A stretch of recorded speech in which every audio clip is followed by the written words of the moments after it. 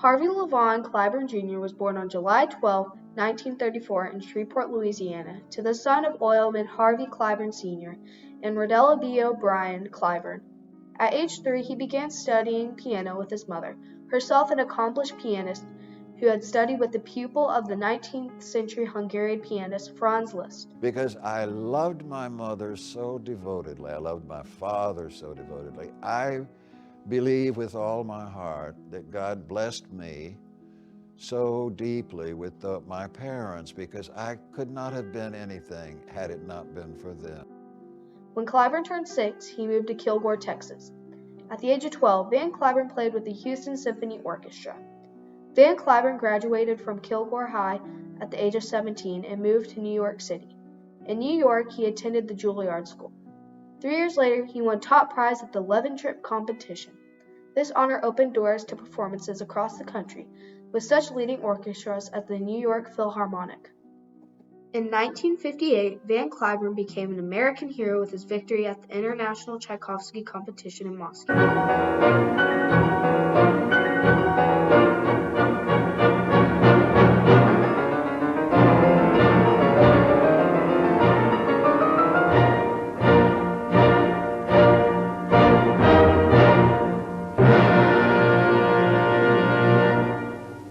The Tchaikovsky piano competition was supposed to do the same thing for music, make Russia #1 in the arts.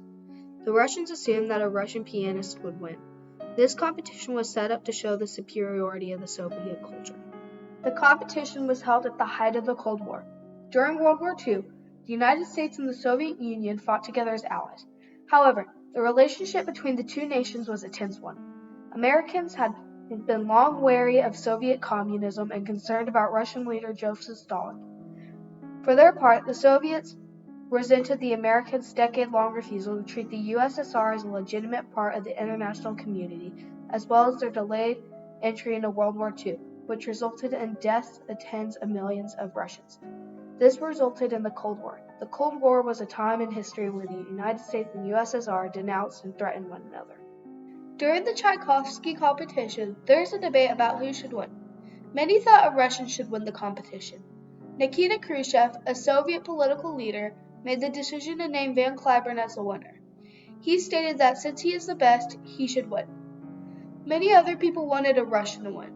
Many were afraid if a Russian won, the competition would not have been taken seriously. Guy Els, a widely regarded Soviet pianist, had said to Khrushchev, "If you give the award to Cliburn, it may end the Cold War." Van Cliburn won and broke barriers between two conflicting countries. Van, what was your impression of the main prevailing feeling in the Russian people? Is it fear, optimism, pessimism, or what? They are very warm individuals. They love very strongly. And yes, they're very sincere as a people. As a matter of fact, I couldn't refrain from telling them that they're very much like Texans. If a Texan likes something, he'll tell you, and if he doesn't, he'll certainly let you know. Through his music, Van Cliburn found a way to promote compromise between conflicting nations. The Tchaikovsky competition and Van Cliburn created peace and resolution.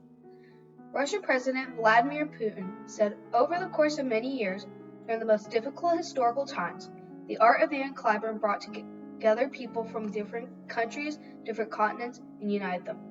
President George W. Bush described Van Cliburn as a gracious, humble young man who was beloved even by the enemy. He said he spread peace and love with his music.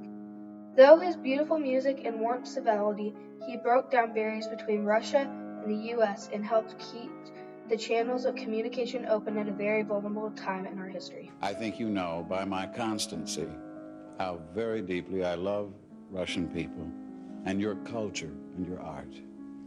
And you go with me always in my life. After the competition, Van Cliburn continued to create and promote peace through his music. At the age of 28, a man named Dr. Earl Allison announced that he would pay $10,000 for an international piano competition. It was named the Van Cliburn International Piano Competition. This competition is held every 4 years in Fort Worth, Texas. Every 4 years, 30 of the most talented young pianists in the world are selected to come to Fort Worth, Texas. They come to try and make a name for themselves at the Cliburn.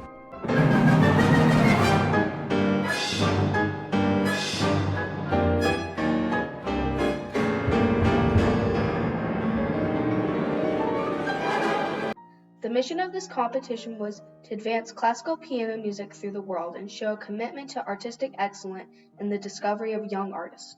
Not only did Van Cliburn create an international piano competition, but through the Cliburn organization, he provides a program called Cliburn in the Classroom.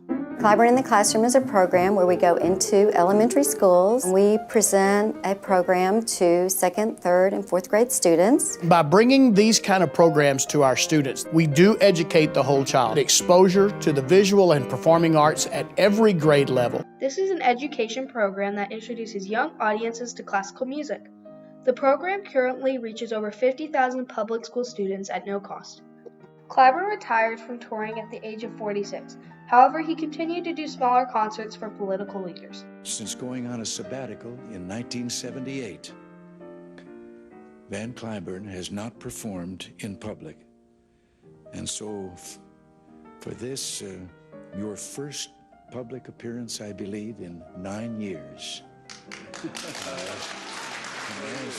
And it is for both my beloved president and for you that I'm so happy to do this. Thank you.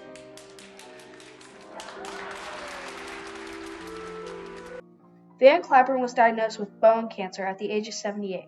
He died February 27, 2013 in Fort Worth, Texas. A giant of American culture has died. Van Cliburn rocked the classical and Cold War worlds in the late 1950s and beyond. He died today at his home in Fort Worth of bone cancer. Van Cliburn will be remembered as a gifted musician who transcended the barriers of politics and art by easing tensions during the Cold War and by introducing music to millions.